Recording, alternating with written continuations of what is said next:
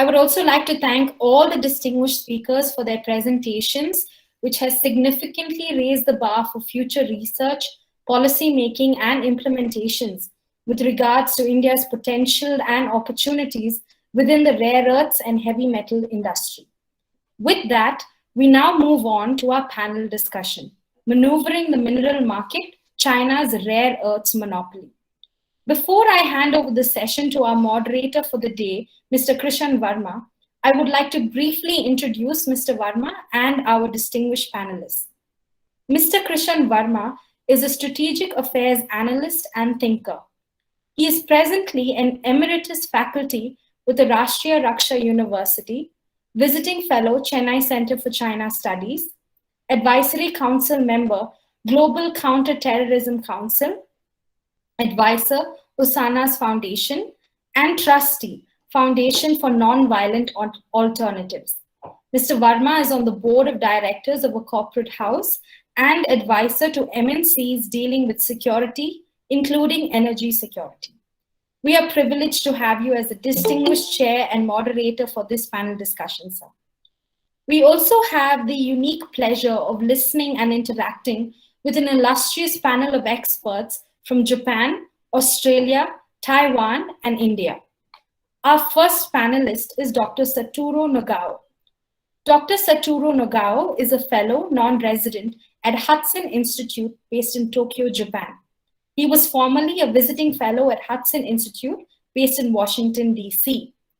He holds numerous research positions at prestigious universities and think tanks such as the Japan Forum for Strategic Studies, Institute for Future Engineering, Institute of National Security Studies Sri Lanka, Indian Military Review, Tilottama Foundation in India, among several others. He was also a security analyst at the Ministry of Foreign Affairs and a first lieutenant of the Japan Ground Self-Defense Force. Thank you for joining us today, Dr. Nagao. Our second panelist is Dr. Ashok Sharma. Dr. Sharma is a visiting fellow at the Strategic and Defense Studies Center, Coral Bell School of Asia-Pacific Affairs, the Australian National University. He is also a visiting fellow at the University of New South Wales at the Australian Defence Force Academy, adjunct associate professor at the Faculty of Business, Government and Law, the University of Canberra, and the deputy chair of the New Zealand Institute of International Affairs, Auckland branch. It is a privilege to have you with us, Dr. Sharma.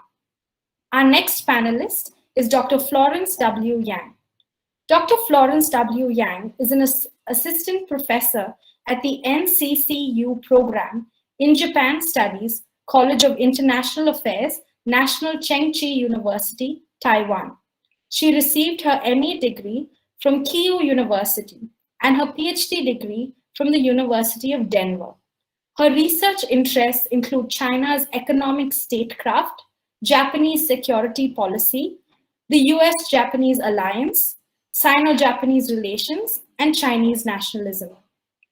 Thank you so much for joining us, Dr. Yang, and we look forward to your presentation. Our fourth panelist is Mr. C. Balasubramanian.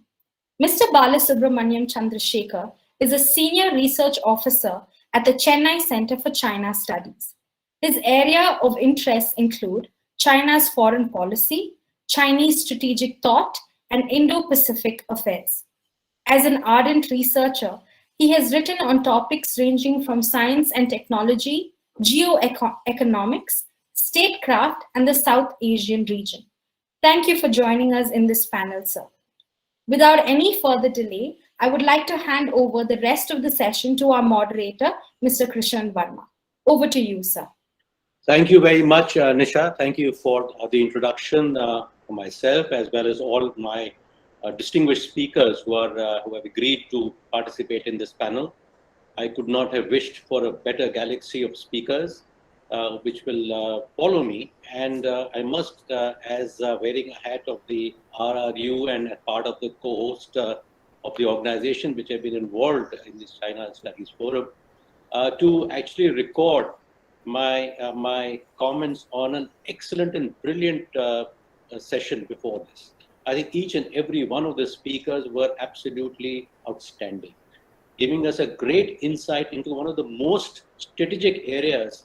And as General Krishan brought out, and I think it was also followed by Colonel Dastidar and the others, that we have probably not paid enough interest or taken enough time and resource to be able to look at the rare earth industry in the same way the Chinese have done. And he quoted Chiang Zemin, and that was a very telling adage that he used. Having said that, I think there is always time to catch up, since we are the 5th largest reserve holder of rare earths. We are very much, in terms of resources, we are very much there. It's just to be able to get things together.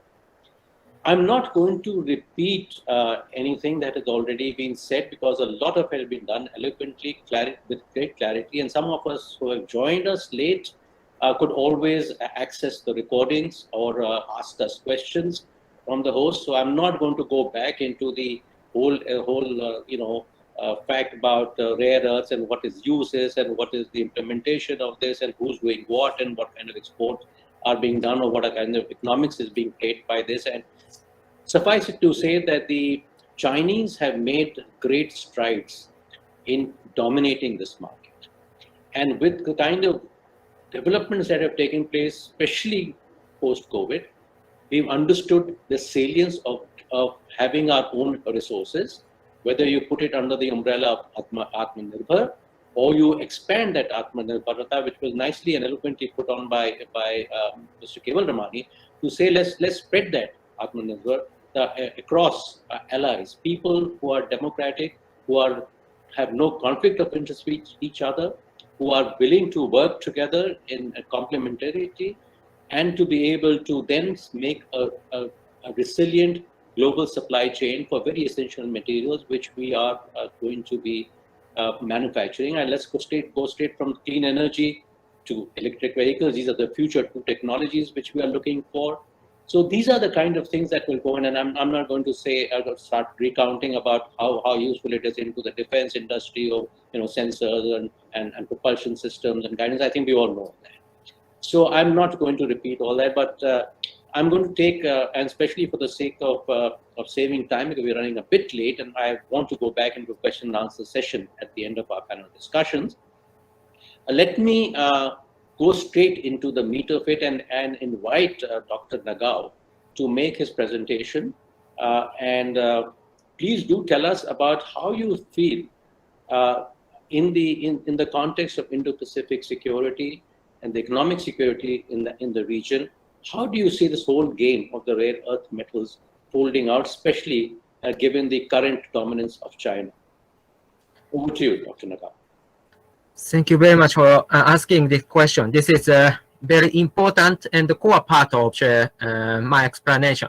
Indeed, I'm not an expert of the economic security, so that's why I'm focusing on why we need to focus on the supply chain resilience. Now, why now? It's my main point. So this is a strategic explanation and the background of this issue. I prepared a PowerPoint presentation, so from now I will use it.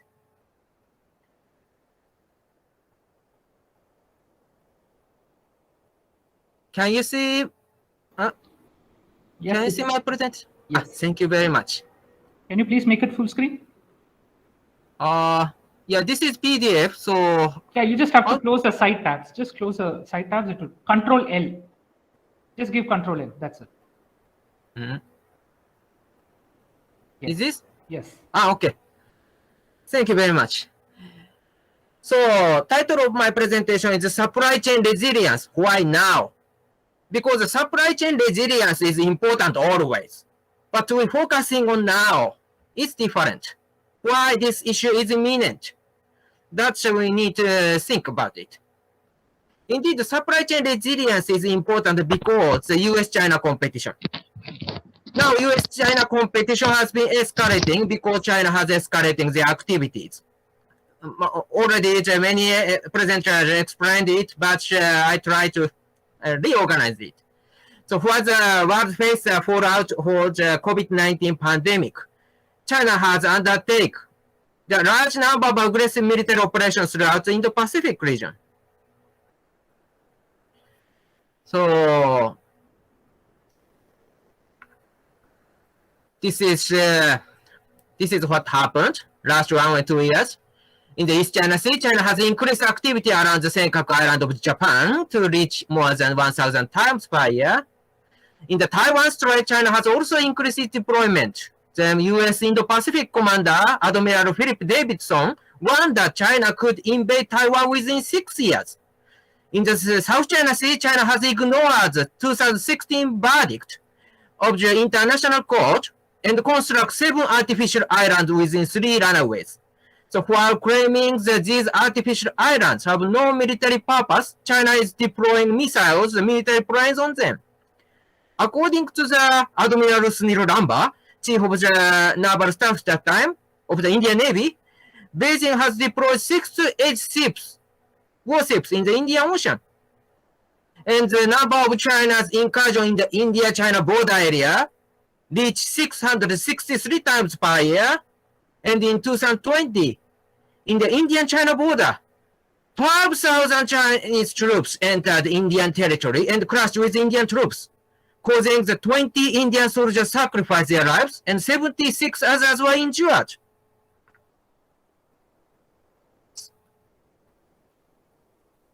Okay. So to counter China's escalating activities, the U.S. has stepped up its deterrent effort.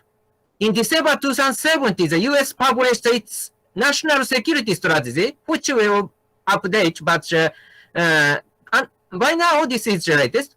And in 2018, the Vice President Mike Pence detailed the administration China policy at a speech at Hudson Institute. I was there and I took this picture, and both of which indicate a strong U.S. stance toward China. In addition to imposing tariff on the ongoing trade war, the U.S. has excluded Chinese product or 5G technologies from the government procurement in so-called high-tech war. And on March 25th of this year, U.S. President Joe Biden remarked in his first press conference, China has overall goal, etc., to become a leading country in the world, the wealthiest country in the world, and the most powerful country in the world. That's not going to happen on my watch.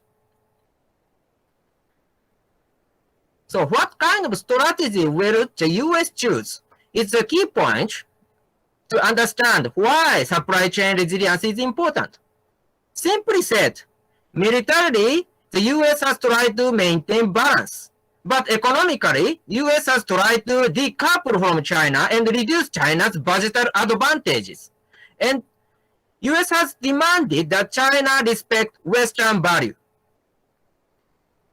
U.S. decides on the balancing strategy militarily because of China's pattern of expansion in the South China Sea in the recent decades. We should consider the recent history of the South China Sea. Japan's Ministry of Defense published a slide that shows why balancing strategy is the best option. This one. This slide shows that China's maritime expansion has been based on military balance.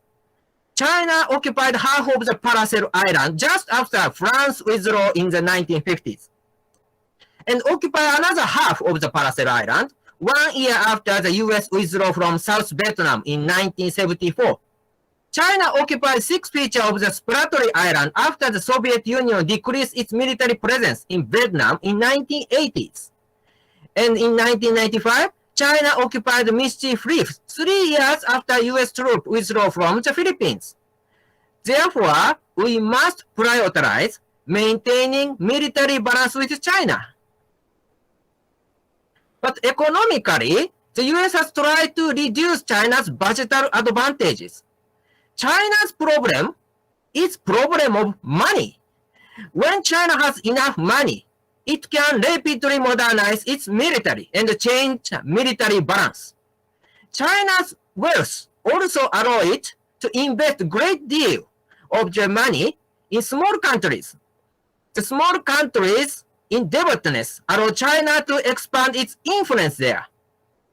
countries with significant China's investment and debt hesitate to criticize China, even if it does not follow international rules.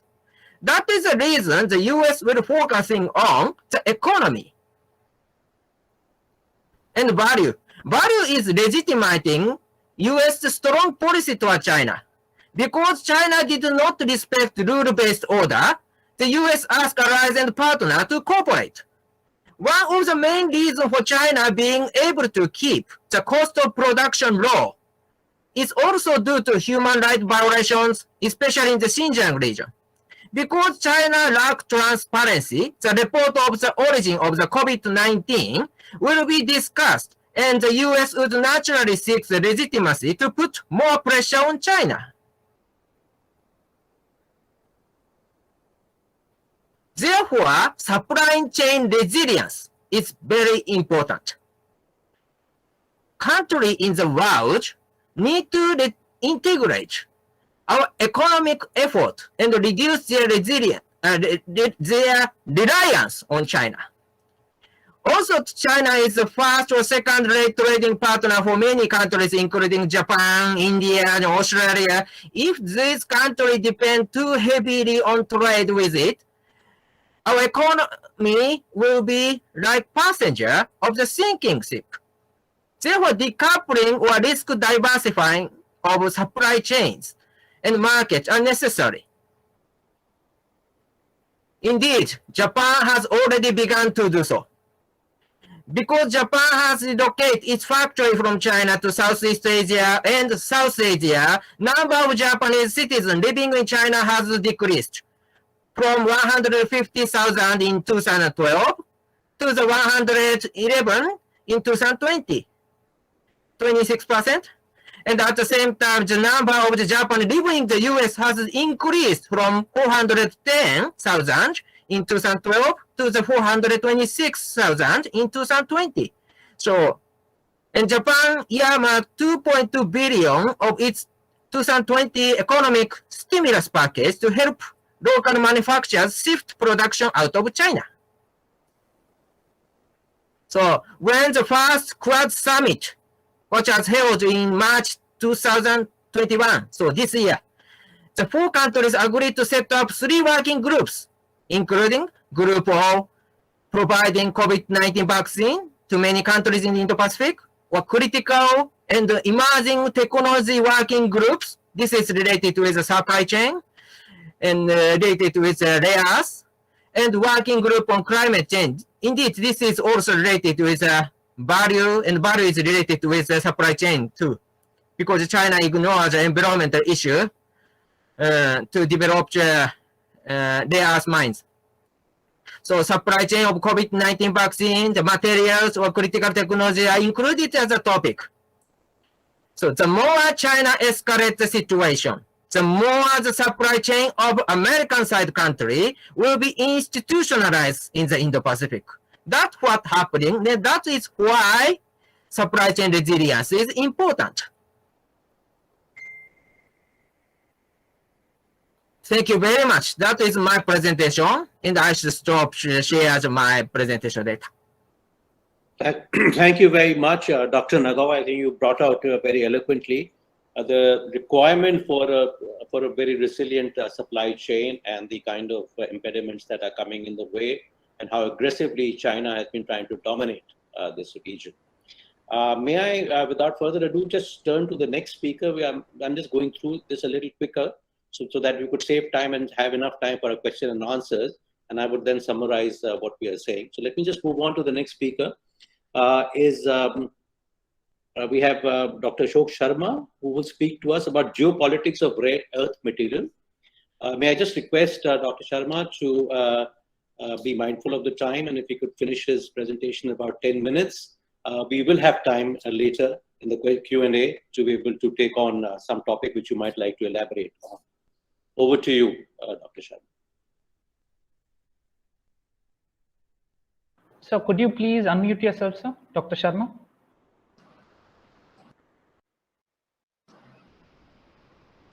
Yeah. Now, am I audible? You're audible. Please go ahead, sir. Yeah. Good evening, everyone, and thank you for inviting me for this presentation. I'm delighted to be here, and I just went through two presentations. I went through how China has dominated the rare earth material technology, and almost 50% of the world is one side and 50% is with China in production. And very well presented the Japanese perspective on how you look at this. So a similar line, I would like, so we were in the denial mode. We were in the denial mode before COVID-19 and simmering geopolitics of everything was happening, but we were in denial mode. And suddenly we see this rare earth material has come up. No one would have imagined this kind of, this kind of pandemic or rare earth material or a stimulus package, and suddenly these things have come up. And we also see that latent geopolitical, equation, which was actually between, the hegemon and challenger, the way the United States is being challenged by China on every front is suddenly resurfaced. It has suddenly surfaced, and it was all latent. But one of the important aspects is that this renewable energy, the global climate change. These are all linked. We cannot separate rare earth material from the geopolitics. That's why it's happening, because there is a global concern about the global warming, and any move has to be acceptable. It has to, and that's how to address the energy security. And that energy security can be is obviously without energy security a country can't progress. And the countries which wants to develop and which wants to continue to be a permanent, they all want to control this energy space. How during the World War II period, coal became important, and how England, UK dominated this space, how petroleum became, and how the US and other countries started to dominate that space, and aligning with the Middle Eastern countries, and how the Middle East became powerful. And for a while, nuclear energy has been also coming up, but the renewable energy amidst the global climate concern, and global warming concern has become this. Most of the countries have committed, good countries have committed for the global warming, bringing the mercury level down. And in that context, this renewable energy is the only way only solution. And the renewable energy, is not without the geopolitics. And the geopolitics is obviously for the rare earth material, which we all have been talking about this. From executive order of Biden administration to the Quad Summit, and then to the Global Climate Summit, we saw that renewable energy figured very prominent, and it is also prompting other countries to take action, and especially allies and friends, allies and partners like Japan, Australia, and all Western developed countries, and India is also chipping into, in how to manage this global supply chain. The geopolitics in the COVID-19 outbreak, during the COVID-19 outbreak, was visible at two fronts. One is the global supply chain, which all the speakers have mentioned, and that this is the space where we need to fix that. And the world, we're in denial mode, and by default let China dominate that, and it goes to Sino-US Shanghai Communique, and which Mike Pompeo during that at the Nixon famous Nixon Library speech after 30, 40 years, whatever was that period, he mentioned about that we need to change China, otherwise China would change. So it's also the contest between authoritarianism and the Washington consensus. So it is on all fronts, but renewable energy has suddenly become the top priority of the Biden administration, and all the countries are also looking into this aspects. So, but this is most visible in Indo-Pacific, and Quad needs to be mentioned here, and which my last presenter has mentioned, flags were shown. So how Quad can chip into this? This is very important, because this is the space. This is also linked with the Indo-Pacific strategy, where Quad has become an important Indo-Pacific strategy to counterbalance Chinese military move, where China is very well, China is not a match to Quad nations' military capability, obviously, but definitely on the global supply chain, on the economic front, and especially looking at Belt Road Initiative, is going ahead. Vaccine diplomacy was one of them, which, one of the issues which came, and they decided that Japan and America would manufacture, sponsor and capital and this, and India will manufacture and Australia would use its logistics for supply chain. But looking at the second wave of COVID, India has a bit gone down, and but all the countries are obviously chipping in. And from the Australian perspective, if you see that Australia has also, after executive order of Biden administration from President Biden, the debate has started about because Australia sits with the massive, reserves of rare earth material.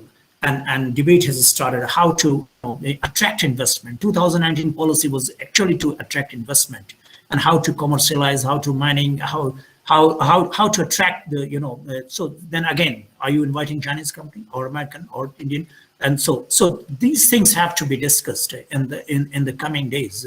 How you manage marketing, technology, and production of rare earth materials, which is very important for, especially looking at the renewable energy context, which is global warming is a concern, and these countries also, norms entrepreneur, they are upholder of liberal international order, and so America, countries like Japan and Australia and India is also chipping into a kind of, we have seen that House Solar Alliance between Modi and French President Macron was done, and that's a kind of, India is also chipping as a norms entrepreneur. So these things matter in the world geopolitics. It's not just a hard power, and it gives you a kind of soft power. So renewable energy, which country uses more renewable energy? And China is actually leading that. So these are also things where geopolitics, these are the issues also where geopolitics will eventually matter.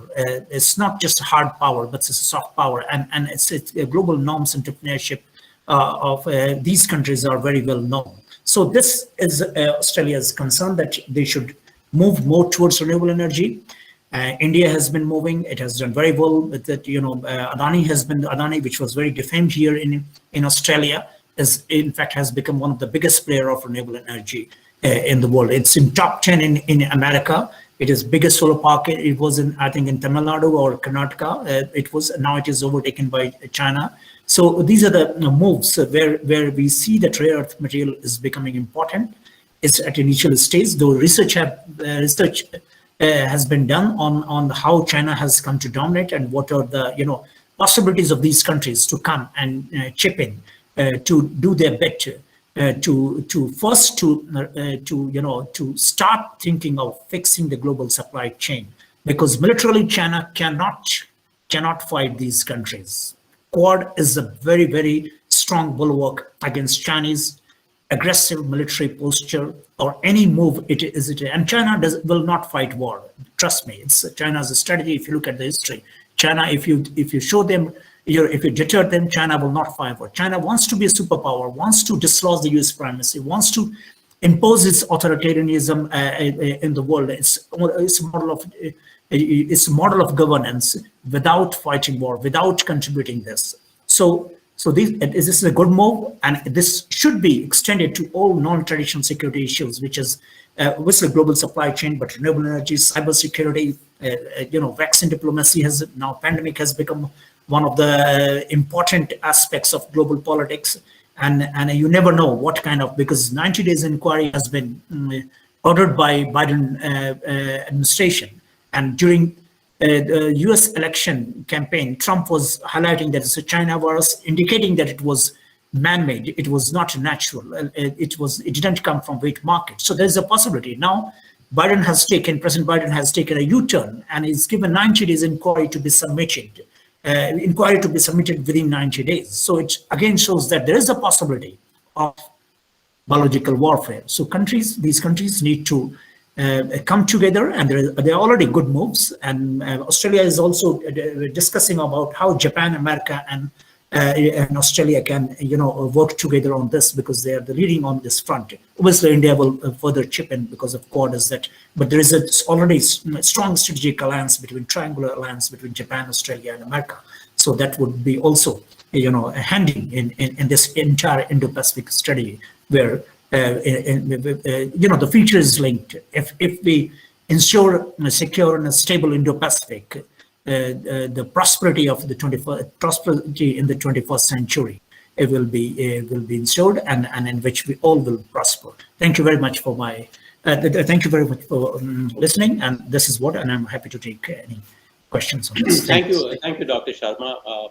I must emphasize, I think we were carefully had chosen the participants for the panel discussion, and that's why we had views coming in from Japan and from an Australian perspective, a US perspective, as well as an Indian perspective. The whole idea was to see how we could look at Quad as some body, an entity which could work towards, if not breaking Chinese dominance, but at least loosening it up and ensuring that there are resilient supply chains for other countries in the world and who are not similarly placed as China is at this point of time, how we get together. So thank you very much for bringing out your points and the emphasis on the aspect of security in the Indo-Pacific region.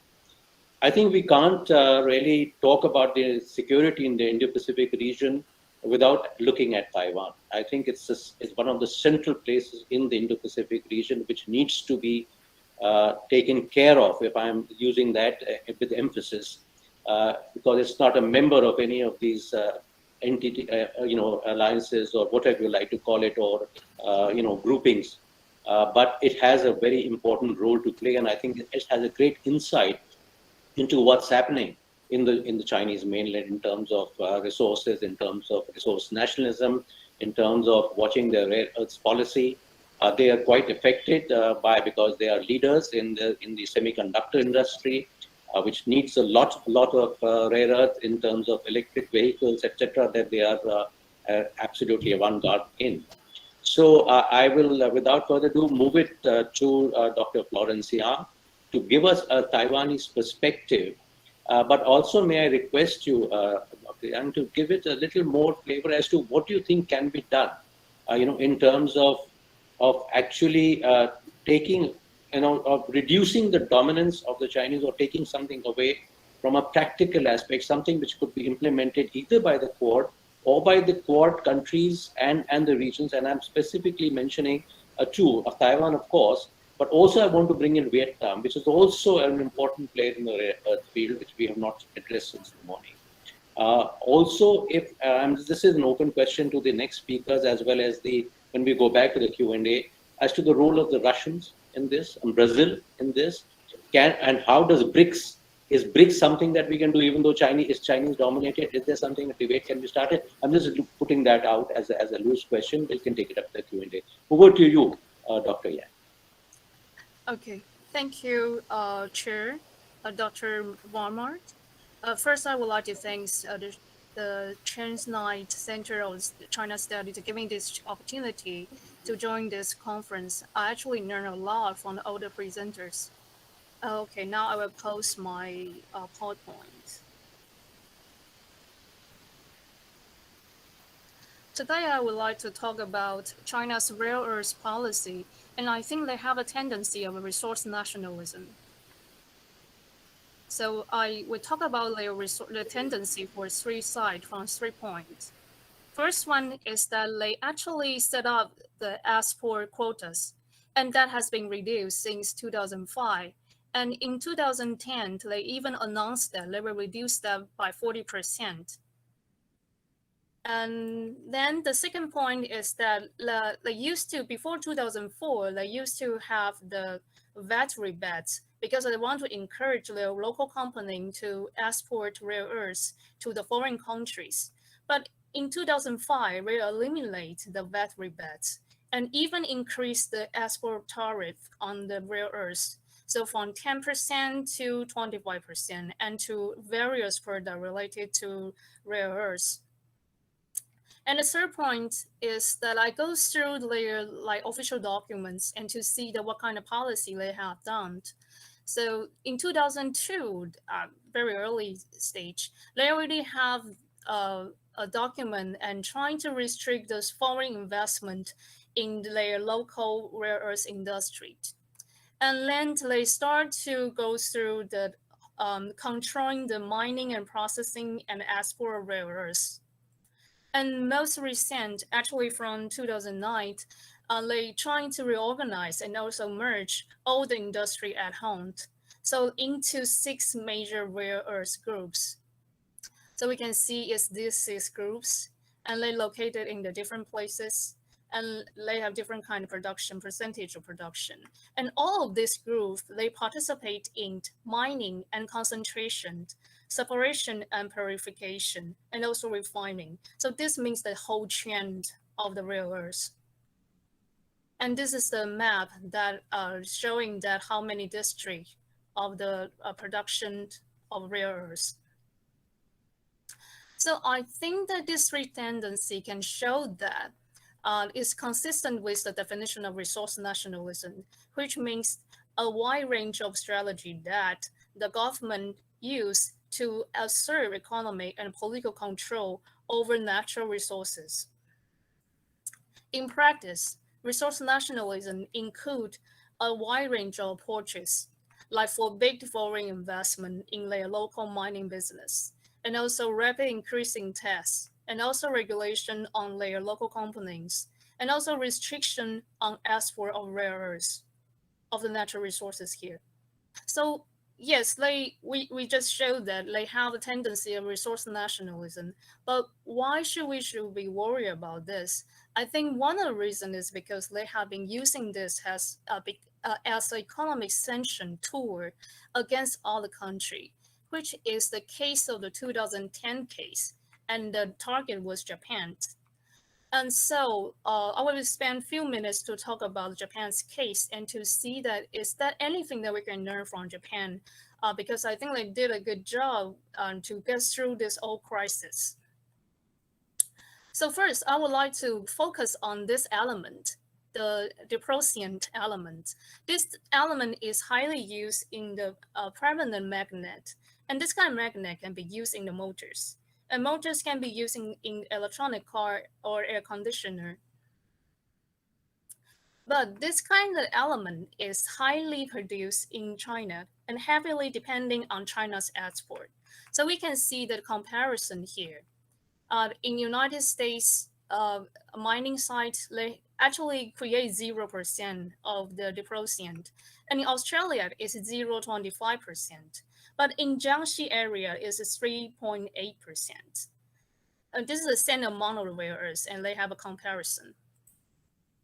So we can see that after the embargo against Japan, the price of the dysprosium actually rise very high here, although it gradually decline again.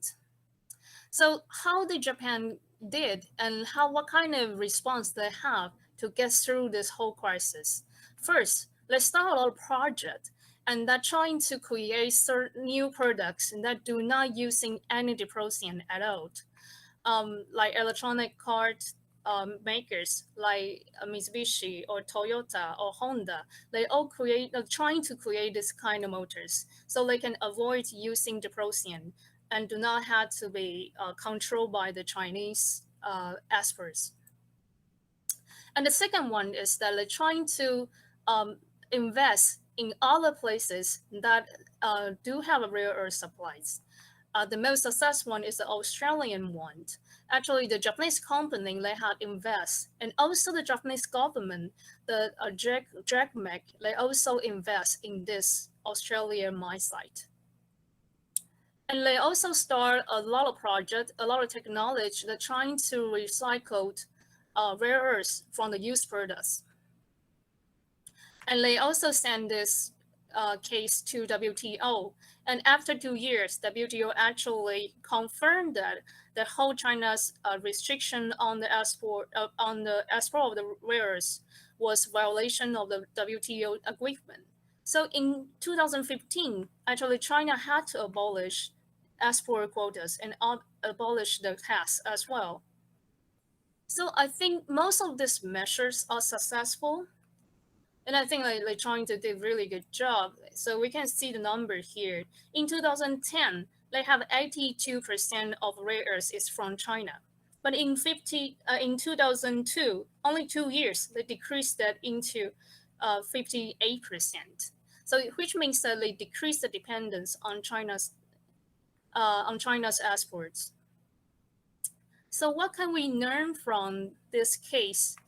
I think that first, I think the government had to take really strong initiatives in Japan's case, Japanese government, they actually, when they know that they have an embargo and they are very alert about this, so they went to a lot of different countries and who have the rare earth reserve, and they try to contact those government and trying to have a joint project to develop a lot of project there. It's like the case that we just talked about, the Australian case, that was a very successful one.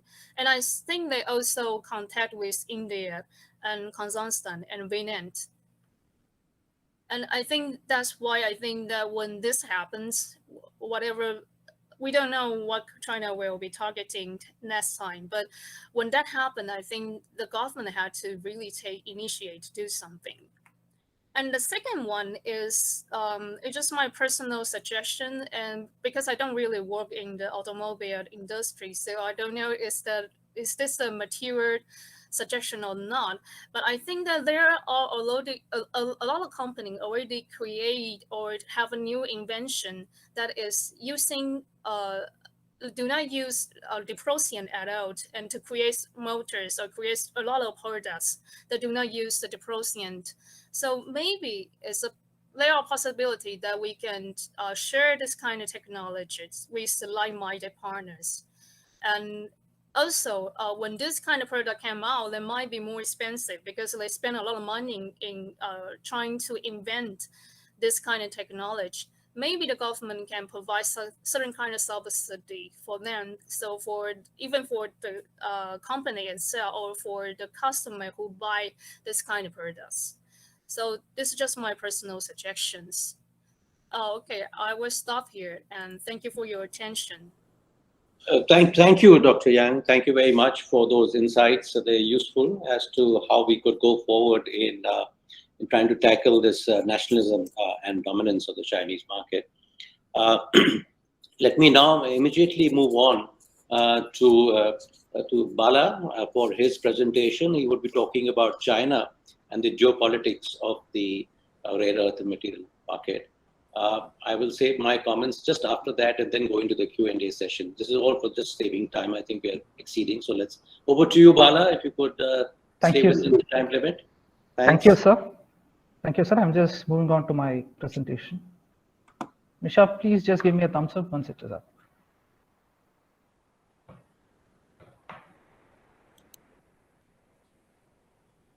It's visible, sir. Thank you, Nisha. Before I begin, I would like to express my sincere thanks and gratitude to my director, Commodore R.S. Vasan, for giving me this opportunity, and the host organizations, Institute of Contemporary Studies Bangalore, Press Institute of India, Rashtriya Raksha University, and the chair and moderator for this distinguished panel discussion, Shri Krishan Varma sir. So today I'm going to speak on the topic China and the geopolitics of rare earth dominance. Moving on to my first slide, the basis of my presentation is going to be answering 4 critical questions. The first would be, what is the actual threat that we are facing from China? And the second would be, how did China reach such dominant position in the rare earth mineral market? And the third would be, what is the Indian scenario and the way ahead policy options? And the fourth and final question would be, what are the way ahead for democracies like India and others in dealing with this China menace? So, as already brought out by previous distinguished speakers, the famous quote by Deng Xiaoping in 1992, where he said there is oil in the Middle East and there are rare earths in China. So quickly taking you to 2019, in the midst of the ongoing US-China trade war, what happened was the PRC General Secretary and Chinese President Xi Jinping, he paid a very much publicized visit to a rare earth mine in Jiangxi province. Coming in the midst of a US-China trade war, it is also highly symbolic because there was a message that China was trying to convey. So what was the message that Xi Jinping was trying to convey to the US? In strategic parlance, it has to be deciphered or interpreted as highlighting the leverage that China has over the US. To quickly illustrate, I would like to say in July 2020, China threatened to sanction the US dependence on China.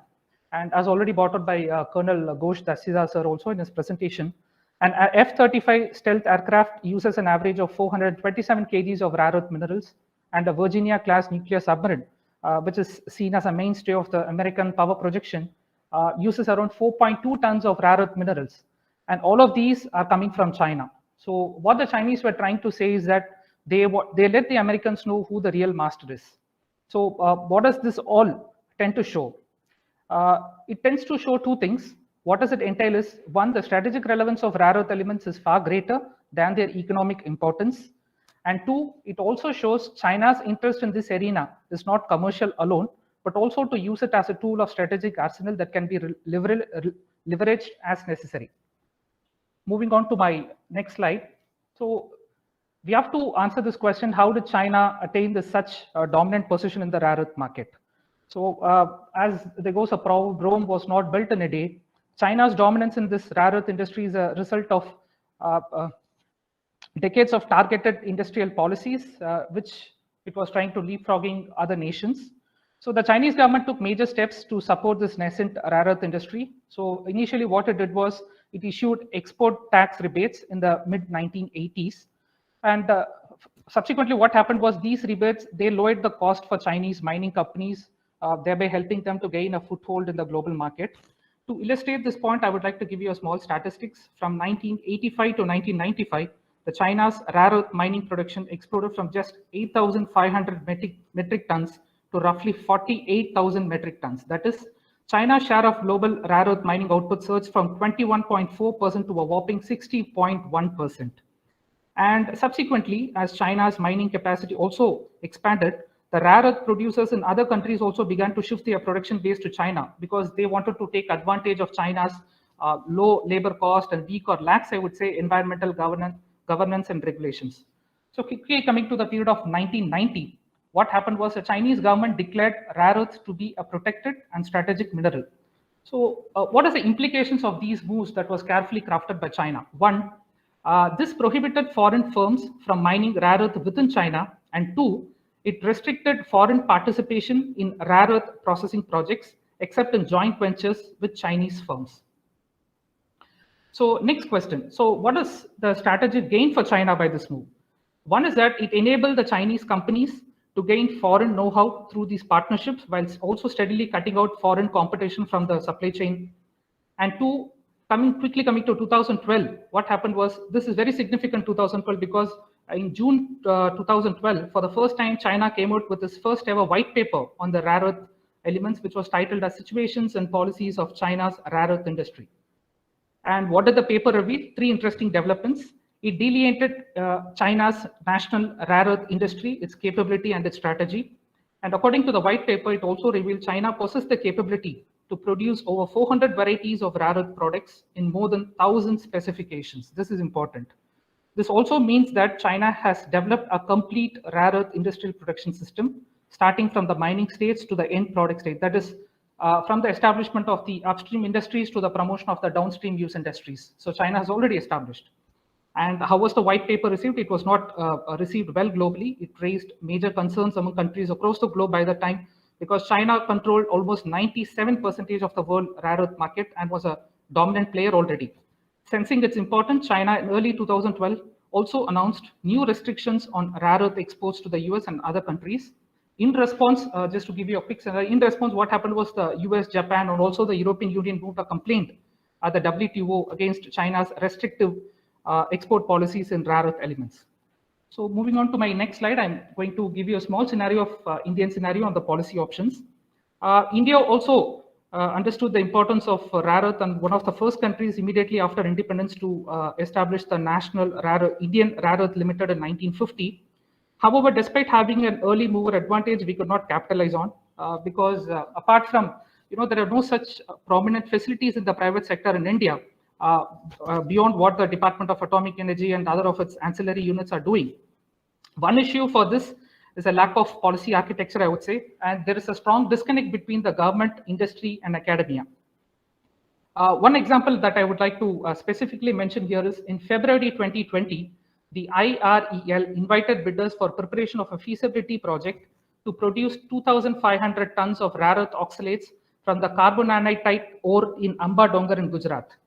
But the initial prior experiments showed that a good 3% yield of over 90% rich oxalates were bought out. But unfortunately, despite this being a non-radioactive material, there was a chance for the private sector to participate, but so far it has not displayed any kind of interest in this activity.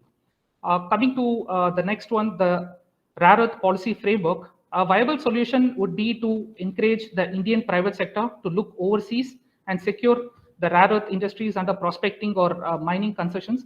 One thing why I think the private is also shying away from this rare earth is because you cannot make quick money out of this, because the gestation period is generally very long. I think that is also one reason why the private sector is trying to shy away from this. As a step in the right direction, what happened was a beginning was already made in 2019.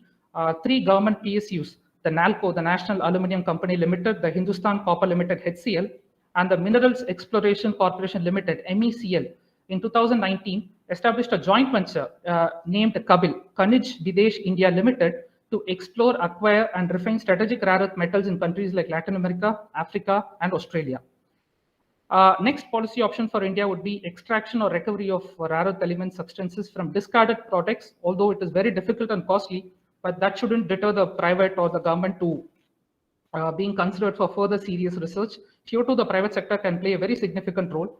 Next point would be to development of plans for the recovery of rare earth from e-waste and coal fly ash. I think this should be very seriously considered. Right now, I don't have the exact numbers for this, because recovery from e-waste calls for efficient collection from all over the country. And also coal fly ash is already available at one place, but it is being utilized for other purposes. But still it is an important source, because coal ash, it doesn't require any expenditure on mining. And also a few statistics also says that we release about 200 tons of rare earth from every million tons of fly ash that is feasible. And the country also, India annually produces over 200 million tons of fly ash, but little work is being done in this area, and we also need traction here. And last point would be to identify new substitutes material for rare earth. This not only include the physical substances for rare earth, but also it can also look at developing new technological approaches that produce the desired outcome that can circumvent the need for scarce materials. Moving on to my last slide. What are the way ahead for democracies like India in dealing with China? In March 2021, the leaders of the 4 Quad countries like India, the US, Japan, and Australia held their first virtual summit, in which regional and global issues of shared interest was discussed. One significant component which was discussed was called emerging and critical technologies. This also includes, it brings into its ambit the rare earth element component. And this was also deliberated among the Quad grouping. And given China's willingness to use rare earth as a geopolitical weapon, source diversification has now become a strategic compulsion of sorts. And there is significant lessons that countries can learn from Japan.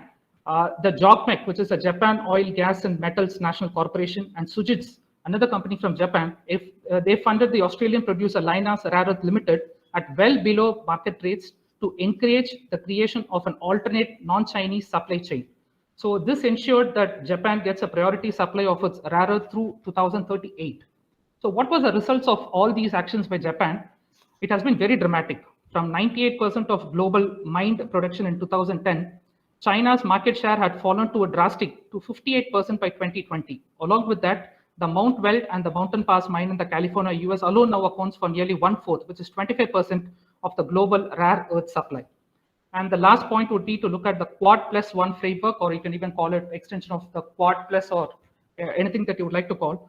Quad nations should also work closely with countries like Vietnam, which possesses around 18% of the global rare earth reserves. Already by 2017, Vietnam was Japan's largest producer of rare earth. Just to conclude my presentation, we need to leverage what we actually try to leverage is the interdependency factors that are very inherent in the strategic networks to ensure that China's geopolitical tool in rare earth, finally one day it becomes just a paper tiger. Thank you very much for your patient listening, and available for any further questions. Thank you very much, sir. Thank you, Bala. Thank you for a very insightful presentation. Again, I'm glad you brought in Vietnam also in the piece. I had mentioned this earlier. I think right through the entire session since the morning, starting from the inaugural address to the keynote address, to all the speakers' presentations, and now the panel discussion, I think we've actually run through the entire gamut in a most exhaustive and comprehensive manner, looking at the entire problem of rare earth material from a strategic point of view, from an economic point of view, from every dimension that you can think of in terms of clean energies, in terms of environmental degradation to be prevented, etc. Let me just, before I move on to the Q&A, just a small comment. You know, it's a little matter of concern that we knew that the Chinese are working on this from 1985, 1995. There's huge amounts of investment. The world really didn't notice. We were all sort of, whether we were cooperative or whether we were integrating globally or whatever it was, till the root shock of 2010 woke us up. But then again, for 8 years, of course, there's been a great emphasis on moving away production, and you've actually taken away the global market share from the Chinese from 97% to the 60s, whatever percent it was, 64, 65. But it then came to 2018 before Vice President Mike Pence again mentioned and emphasized the idea about rare earth. And then in 2020, it's got a renewed emphasis. I hope we will take this seriously and then move on and make sure that whatever we do, I think the most important thing, I think we have the answers. It was given by many people. The options have been given. I think it's the matter really rests in implementation, and hope some implementation will be done of all the policies that come. Now, without further taking your time, let's move straight into the Q&A session. Nisha, is there anything there? Yes, sir. Thank you, sir. For all the participants, kindly note, questions that are posted in the chat box will be taken up, and participants are encouraged to post relevant questions to specific speakers. Please note that no oral questions will be taken up. Thank you. With that, we'll go to the first question.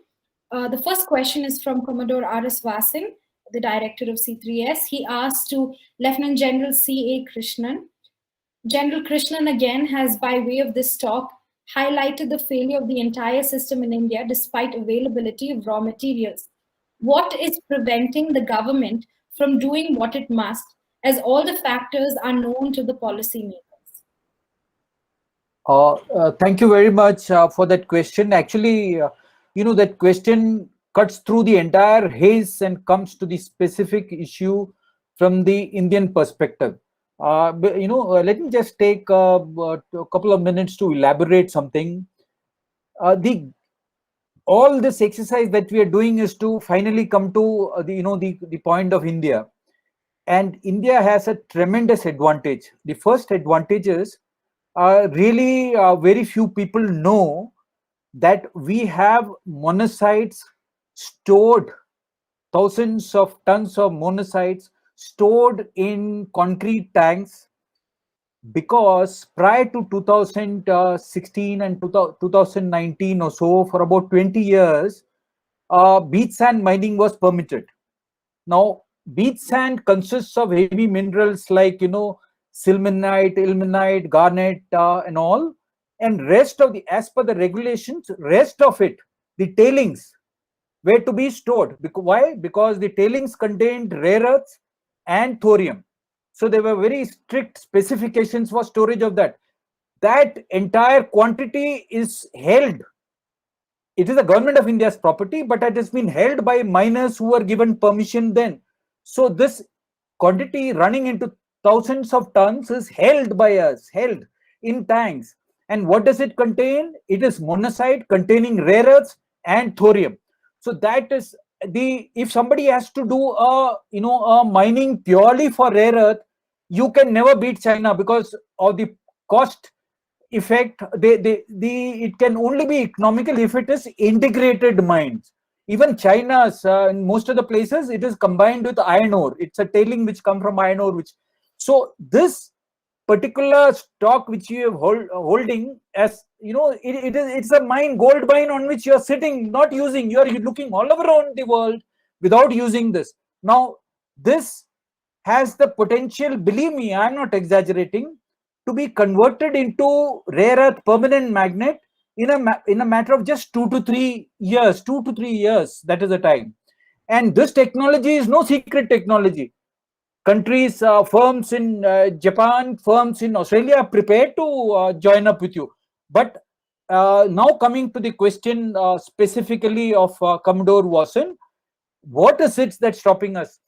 The only thing that is stopping us is the policy that beach sand mineral as on today is no-go. Only people who can do the mining are the Indian Rare Earth Limited, who I must say their production for whatever reasons is not even insignificant. So we are sitting over it. Now, why is that the policy of banning beach and minerals? I suppose the fear is of thorium would be illegally mined and things like that. Now, we cannot stop, close down a national highway of world class, saying that at some stretches there are some robbers. We need to remove those robbers and use the highway. We have done, just the opposite. We have said, no, that's a no-go. So all that is required is a policy decision. Now, what could be preventing this policy decision? One is the fear of dealing with thorium. The other is political reasons, which I think is very sad. And the third is the environmental issue. Now, environmental issue for monazite mining is the easiest to solve. It does not create scars the way we find elsewhere. The politics, I do not know what can be done about it, but we can get around the local people, take them into confidence and get over it. So the bottom line is, it is only the policy, and what stops it is probably our hesitation about dealing with thorium, which is surmountable easily. Second is environmental issue, fears, again easily surmountable. Third is politics. I do not know what can be done about that. I hope I have answered the question. Thank you, General Krishan. You did very eloquently, I think. Yeah. Yes, Nisha. Thank you very much. Thank you. The next question is from Mr. Rishi Atreya, and I'll point that question to Mr. Manoj Kewal Ramani. It's taking from Lieutenant General C.A. Krishnan's question. He asks, assuming India is REE resource rich, how long would it last if this were to be exploited? What are the environmental challenges? Right. So we are obviously RE rich, which General Krishan has just said. In terms of how long will it last, I mean, it depends on how you mine and what you do with it. So I don't think that's really our concern. I think our concern in terms of the environment is that, look, when you do, particularly on monazite, I think General Krishan has already said that, it's not really a huge environmental hazard in that sense that we think of it. But the challenge essentially, environmental point of view, is that when you process these metals, you end up creating a lot of toxic waste in wastewater, which can pollute your groundwater and that sort of things. And in China, we can see that's happened a lot, and that's created sort of downstream political effects. In India, the challenge will be exactly the same. I mean, given the fact that water is a huge political issue in India also, not just from the point of view of survival, but also, like I said, politically, it's a hugely divisive issue. Our sort of groundwater tables are already not the best in terms of the levels; they are shrinking. So it will be politically challenging from that point of view to do some of these things. In terms of the environmental damage, that is the environmental damage that you will create. You will pollute the entire environment around you. You will pollute the water table, and that will have a huge impact on people's livelihoods, particularly in those areas also, apart from whatever the impact will be on their health. So that's the entire gamut. How do you limit it? It's really difficult. It's really challenging. It's cost intensive. But that is what we will have to do if we have to sort of take this process forward. The most important thing is to actually even communicate, particularly on monazites, and I'm making this point again, is to communicate that is not the environmental damage, and that is not a huge problem. So we should not actually be worried about that. And that is something that we have in abundance, and we should be using and we should be tapping. Thank you, sir. The next question is from Colonel Hariharan, and it's again to Lieutenant General C.A. Krishnan. He says, thank you for that penetrating analysis of mining maladies. What should be our priorities to get out of the gridlock in the mining industry? Please enlighten us. See, the mining of from monazite resources for rare earths, I think I made a passing mention. If you recollect, the British government is setting up a rare earth permanent magnet facility in conjunction with one of the London firms called LCM London. If I'm not wrong, LCM London's controlling stakes are held by an Indian company. You may like to probe into it. And the actual story behind that is they had invested in India, anticipating permission for mineral, beach sand mining and monazite mining, but the permission never came through. So they had to shift their focus and base into London. That is what has been done. So truly speaking, the the monazite mining is not a problem really at all. Beyond that, you need a lot of exploration to be done. If you remember, that I had taken a little off the track to explain how weak, or you can say almost zero, is the exploration in India. So when it comes to mineral mining, the know-how exists. People invest. People who are prepared to invest technology, invest money. Everything exists. Like it was brought out by Mr. Manoj also, the environmental issues are probably comparatively much lesser, easily surmountable.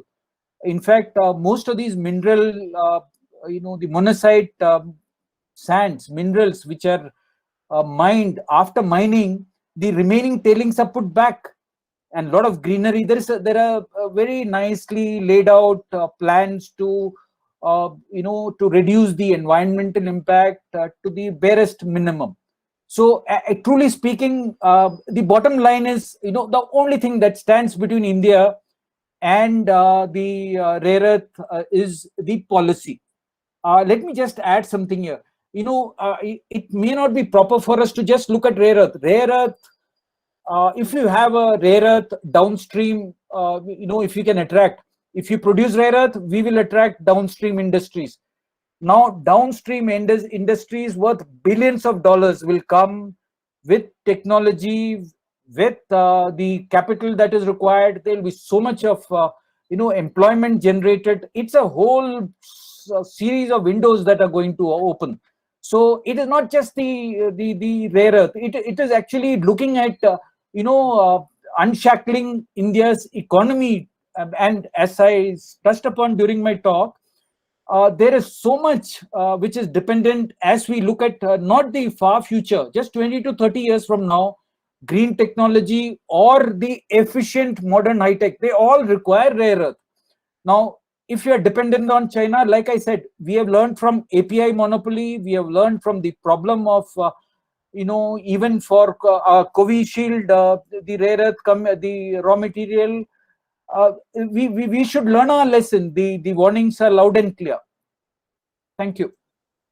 So, thank you, Nisha. Can I just intervene for a second, using the prerogative of being the chair? Just two very quick questions to ask, and I think Manoj, you could take it, General Krishan, or anybody else could take it. There were references to two very important things that were. One was that exploration is an extremely costly affair, and the hit rate in that is negligible. And there was another view that government can't spend too much of money on something which will not produce results, but private investment should be encouraged. I see a contradiction here. Why would private investment put money of their own in something which has got a 1:100 hit rate if the government can't do it?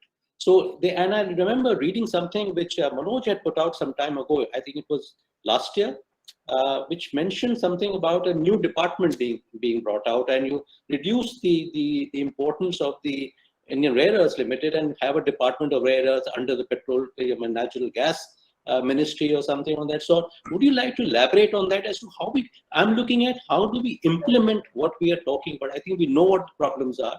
We have the policies. We know the importance of those policies. How do we actually, if in a position of advising government, say how is this going to be implemented? Where's the money coming from? And another added question to this, which any of you can answer, including the people from Japan and Taiwan, is that recently in the Quad Summit, there was a talk about bringing in money from other developed countries towards making vaccines. $200 billion or something of that sort was made. Can we do something? Can we look at something like this amongst Quad countries and other countries which use rare earths to have a global development fund and then give it to some countries like India who have the reserve, Vietnam, etc.? Is that a possibility, or is it in the realm of doability? Thank you. Since I had touched on that exploration, should I take it on first? Okay. Okay. Exploration world over is like a technology startup. What exploration is to mining in general, not confined to rare earth. is like a tech startup to the IT industry. You will agree, a lot of people say that the Indian IT industry flourished because of one single reason, that no one knew what was in store. So the regulations could never catch up to, hold them back. Therefore, they sprouted and flourished. That is what the miners in particular say. So the exploration, the success rate of exploration is on an average 1:100. If you explore at 100 places, you may strike literally gold, whatever, in one place. So and I also explained, if you recollect, the per square kilometer investment on exploration for countries like Australia, Canada are about $124 and $119, whereas in our case, it is $9. The scant resources of the government can never be, because there will be a lot of questions. Let's say, whereas those 99 places where you have just wasted money, who's going to account for it? Whereas, the private explorers have a system of raising public fund from the equity market, like the startups do. So the person who is investing in the stock market is taking a chance. If it succeeds, yes, it may be 100 times fold. If it doesn't, then it just falls off. That is why exploration is one thing world over. It is not peculiar to India.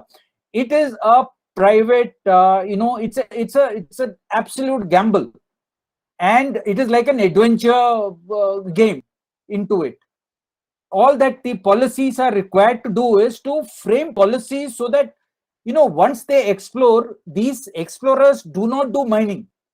They are looking for after all, it's the public, it's the government property, the national property. When it is being when somebody is being given permission or a lease for mining, once it is confirmed that this particular patch of, let's say, 10 square kilometers contains 50 billion worth of gold, or whatever you say, when the lease is being granted or the mining permission is being given, the explorer is adequately compensated. We need to have a policy like that. Thank you. Thank you, Jan. What about you, Manoj? Would you? Yeah, no, I completely agree with what General Krishan is saying. I mean, from my point of view, there's also one of the other reasons why governments are not suited to do something like this, particularly when the risk is so high and the reward is so uncertain, is that it will lead to bureaucratic inertia. You will end up in a position where, I think we saw this with regard to how we approached our vaccine procurement. We did not make bets into the future, which, say, the United States did. We did not want to do that because bureaucratically it's extremely risky to take such decisions. At the end of the day, what you're going to end up having is a CAG report and corruption charges about money being wasted and the politicization, which will end up, sending you back 10 years than where you had hoped you would be. So I think that's really a challenge from that point of view also. Apart from what General Krishan said, I agree with that. On the department, I think how we'd approached it was this, that we looked at the role of IREL and we realized that, look, at the end of the day, IREL essentially enjoys a monopoly in terms of extraction. Also, when you look at its remit is primarily appears to be, production of raw materials such as thorium and uranium for India's nuclear energy program. It's not really looking at other elements, and that's the real challenge. And because it's a monopoly, you're ending up in a position of not using exactly what you have, and the other resources that you may have. So the extraction of RE in India is therefore stuck because of that. So what we had therefore proposed was that, instead of having everything under IREL, we sort of do some sort of a bureaucratic shakeup. You create a department of rare earths under the Ministry of Petroleum and Natural Gas with members from the Ministry of Coal involved in their expertise in terms of exploration and mining. And you sort of try to give that department authority to oversee the formulation of policy and focus on attracting investment and promoting R&D instead of actually doing the extraction and doing the exploration. You give them the opportunity to actually just frame the policy and attract investment. We also talked about the creation of an autonomous regulator. We called it the Rare Earth Regulatory Authority of India, RRAI, and this would sort of then resolve disputes. So the government sort of steps back from being an active player in the sector to being a regulator and being the policy setter as opposed to actually doing that job. And to be able to do that, the reason that we specifically propose that we need to make this change is because again, when you look at it from a bureaucratic actor model, you have an entrenched system with entrenched bureaucracy, and if you need to shake that up, you need to make some of these changes. So that's essentially the idea that we had, and we said, look, essentially IRL can continue, but it should be shifted from the Department of Atomic Energy to the DRE under that remit, and the DEA could be involved in the DRE's activities as far as certain radioactive materials and their byproducts are concerned, but no further. So you divide things so that you can actually leverage the resources that you have. Right. Thank you. And just I think, can I just take a minute? I think the chair had also mentioned about the funding part, the capital. Yes, that's the question I was coming to. Could our friends from Japan, Australia, Taiwan, as well as can I just take a half a minute before that? Please, my friends in the Indian mineral industry, mining industry, tell me that for rare earth, the capital is not a problem, technology is not a problem. All that problem is the moment you facilitate through the regulations, the policy on it, people are waiting in the wings, especially from Australia, Japan, and the EU with funds, including Indians with funds. So as per them, that is not a inhibiting factor at all. Thank you. Thank you, General. That was a very useful input. Would you like to say anything, Dr. Nagao or Dr. Florence or Dr. Sharma, about your country that you are resident in? Do you have a view of what they would be thinking of in this? Thank you very much, sir. Yeah, this is good idea. If Quad prepare the money and mine of the rare earth and deliver the vouch, these resources, that's a very good idea. But view from Japan, when the country in the world needs money, every time they look to us. So Japan want to say we are not automatic teller machine, but indeed Japan is automatic teller machine.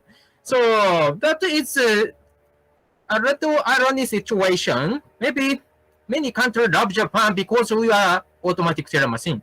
But anyway, Quad Summit will happen in the September, and we'll talk about this idea, I think. So your idea is very good, and we will proceed it if Japan prepared enough money. That's my answer. Thank you, Dr. Nagao. Anything, Dr. Sharma? Would you like to say something from the Australian perspective? I think you have to unmute. I really listening to our speakers, fellow speakers, Krishan and Manoj. It's really very, you guys have got a very insightful and expert view. And I just had finished recently. My book came on India's pursuit of energy security, where I talk about this geopolitics of renewable energy. Energy security will eventually lead to renewable energy geopolitics, and that I'm talking about this. And so I went through all these national energy policy of India, and then. So what I realize is that whether it's energy, petroleum or gas or everything, is at the end of the day is investment. What our Japanese fellow is saying, that how to attract investment in this new sector is obviously a gamble. It can be a jackpot. At the same time, you can put all the money in. It's a sinkhole. So but when it comes from Australian perspective, I would like to just Australia's 2019 mineral, rare earth material strategy is very much focused on, because they want to, make Australia, because everyone talks about that Australia has got abundant resources, abundant mineral resources, and Australia's, boom has been up because of export. It is one of the biggest, export sectors. In fact, the top export sectors, followed by education and tourism and all that. So now they have come out with this strategy in which they have totally focused on 3 areas: is promoting investment in Australia's critical mineral sector and downstream processing. Second is providing incentive for innovation to lower costs and increase competitiveness, and connecting critical minerals for the infrastructure development. And all this all these 3 things are being focused.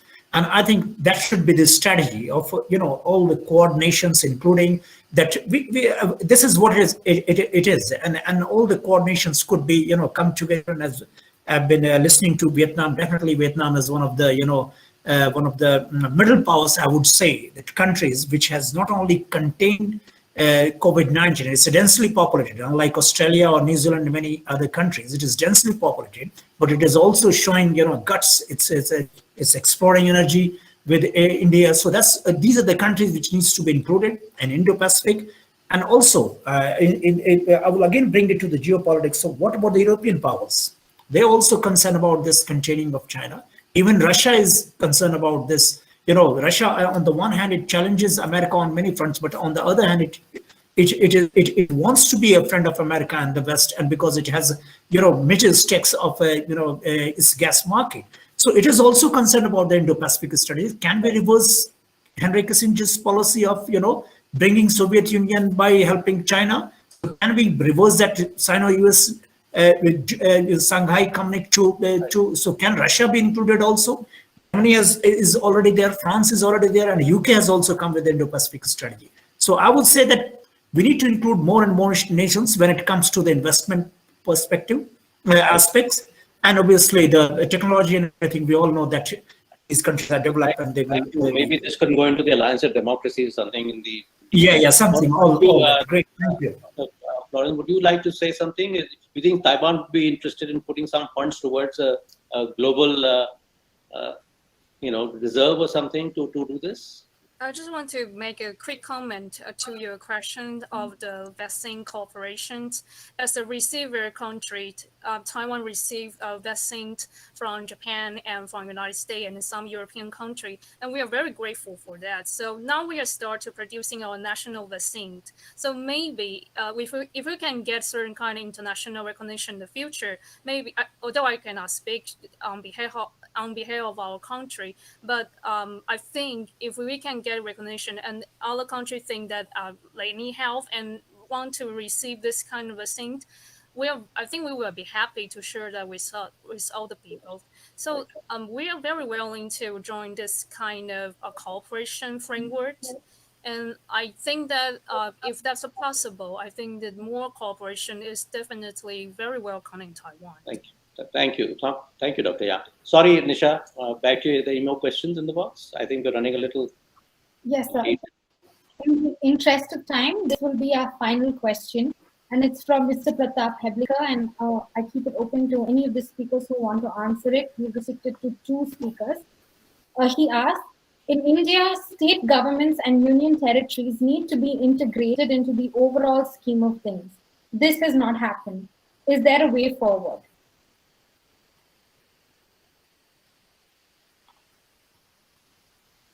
Yeah, I mean, if I can just sort of quickly intervene on that. Look, this is, I think, really, really challenging. And I think this is where some of our essential problems lie in terms of how we handle things at home.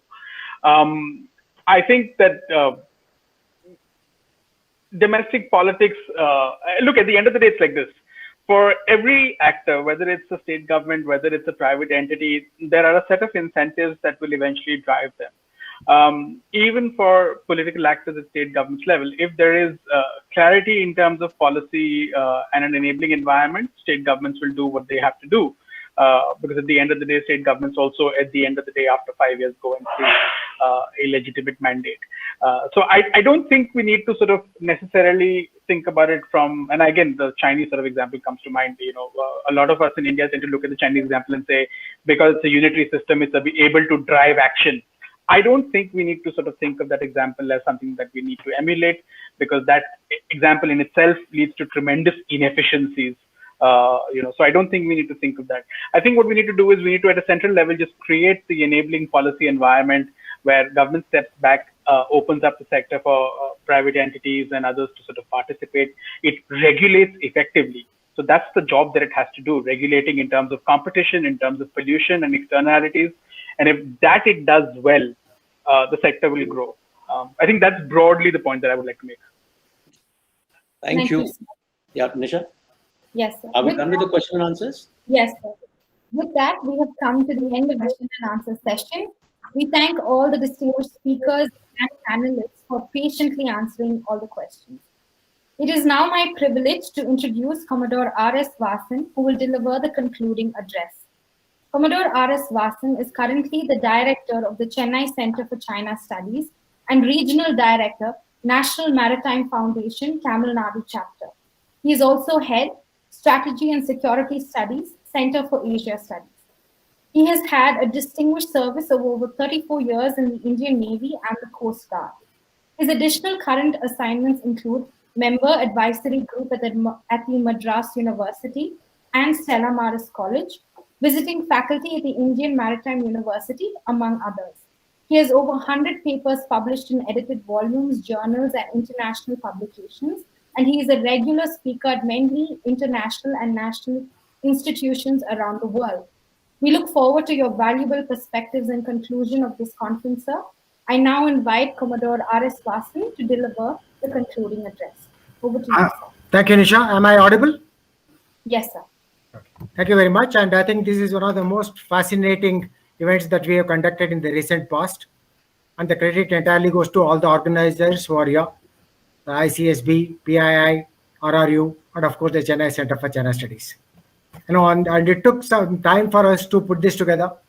Multiple meetings, coordination, identifying the right kind of people. And I'm so happy that we got the best people in the business, including from Taiwan, Australia, and Japan. No, there are many points that I have noted, but obviously due to constraints of time, I only said I'll dwell on some of the deliverables, which has also been highlighted by speakers and the panelists. First of all, what came out clearly is that China had understood the game long before anybody else. As it was brought out in the 90s itself, they knew what they need to do to have monopoly of the rare earths. So they worked towards it. They allowed liberal policies for mining. They did not worry about what happened to the people who were involved in this, which is what they did also in the case of cheap labor. So with that, they took a lead. And today they are in a position to control the rest of the world. So we have realized again rather too late. And, which is why everybody is now worried about, where are we and what can we do?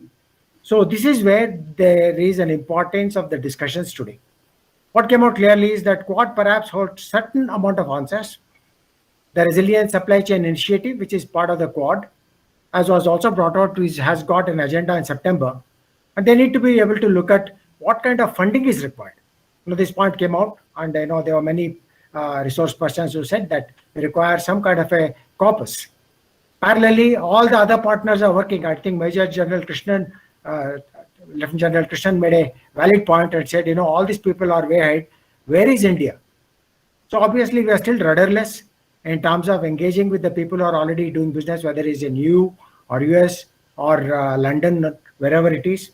And so this is where it. So another important point he made was about the investment in getting the rare earth from either space, outer space, or from the deep oceans. Remember, more than 25, 30 years ago, we were given a pioneer status, and we are able to drill at about 6,000 meters, which is where we expected these elements to be available. The point is that we've not gone beyond because it's still not cost effective to mine from those depths at 6 kilometers or 7 kilometers.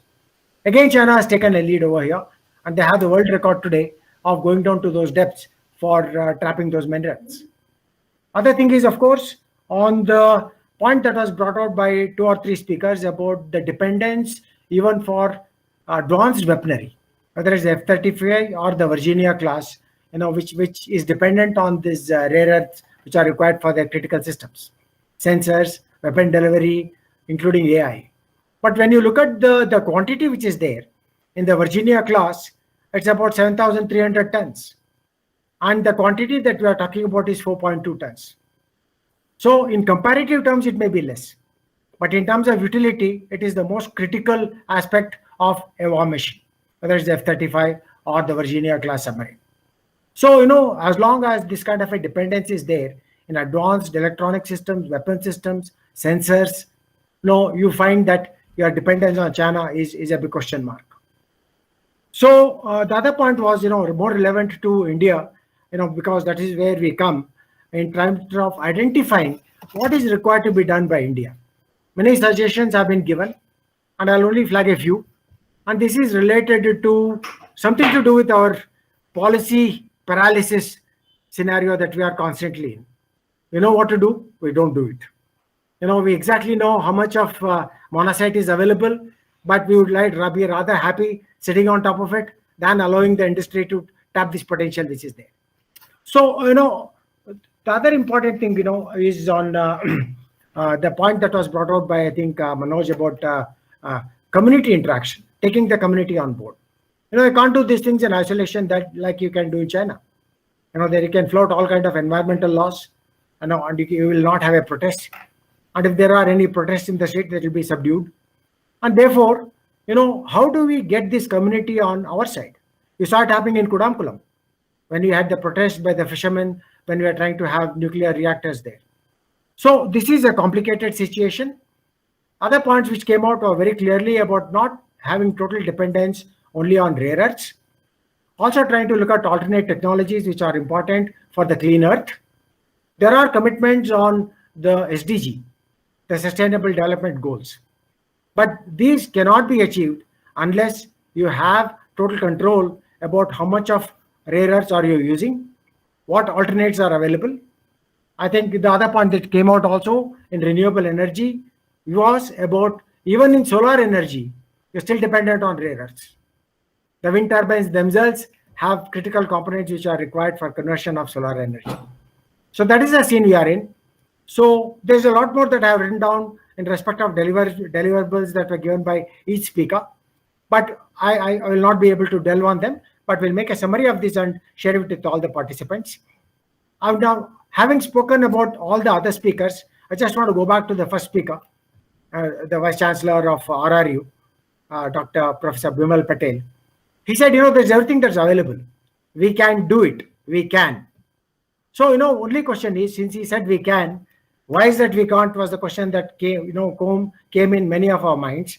And this is what was evident in the chat box when we saw that, if we can, why are we not doing it? So unless we are able to address this issue of if you know what we can do, and if you are still not able to do, why is it that we are in this state? That explains why India was a notable absentee in this list of initiatives, whether it's the RSCI or whether it is the Quad or wherever. We've been a hesitant partner. We need to overcome these hesitations of history as we keep repeating.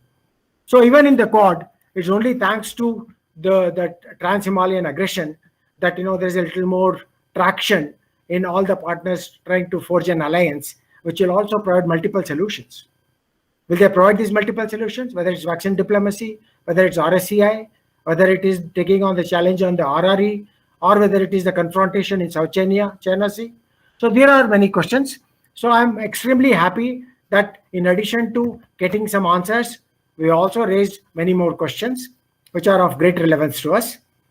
I would like to thank all the partners and also the speakers from Australia, from Japan, and from Taiwan, who given us some extremely useful inputs. And from within our shores, I know all the speakers here, have brought such rich knowledge to the table that, we are very happy as one of the organizers to have accessed this kind of knowledge and information that is of immense use to the policymaker. We definitely would like to make a summary of all that we have heard today. The recordings will be uploaded on YouTube. And, as a policy, all our reports also go to the Ministry of External Affairs. And this will be one report that will definitely be looked at by those people in the corridors of power. Thank you very much. And special thanks to all the people who have come from outside the country. And Jai Hind. Over to you, Nisha.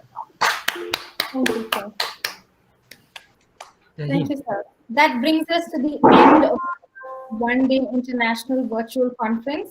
On behalf of the partner organizations, I would like to take this opportunity to express our thanks and appreciation to those who have contributed to making this event possible.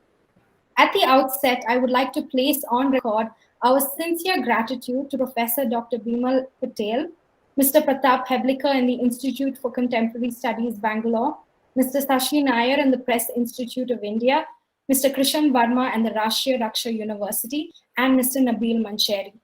Thank you, sirs, for your clear vision, tireless efforts, and guidance, which have been invaluable and has resulted in the success of this conference. We are privileged to have worked with you. It has been our immense honor and privilege this day to listen to some of the leading experts in the field who have brought our attention to the most pressing issues in the global rare earth supply chain. On behalf of all present, I thank you for taking time out of your busy schedules to join us across time zones and for sharing from your vast experience. We have certainly garnered tremendous insight from your presentations, and we wish you the very best in all your future endeavors. Such an event would not be possible without the active participation of our audience. I thank all the participants, esteemed guests and dignitaries, veterans, research scholars and interns, young minds of C3S, industry professionals, journalists, and media personnel for their enthusiastic participation, thought-provoking questions, and insightful comments, which have added great value to this event. We look forward to hosting you at other online dialogues and discussions in the future. I extend our warm appreciation and thanks to the members of C3S for their keen and active involvement in all our activities as a think tank. Thank you for unreservedly sharing from your vast experiential knowledge and strategic insights to all the inquisitive minds that interact on the C3S platform. We are truly grateful for all your contributions. I take this opportunity to express our sincere thanks to Commodore R.S. Vasan, Director C3S, for his patient guidance, exemplary leadership, and unwavering support, which furnishes our research and flourishes our work here at C3S. I also thank Mr. Ashwin and Mr. Somrag from Christ University, Bangalore, for their invaluable support at the back end of this meeting room, which has helped ensure the smooth proceeding of the day's programs.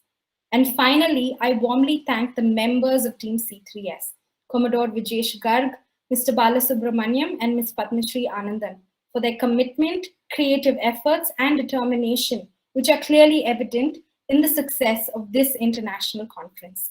Thank you all once again, and Jai Hind.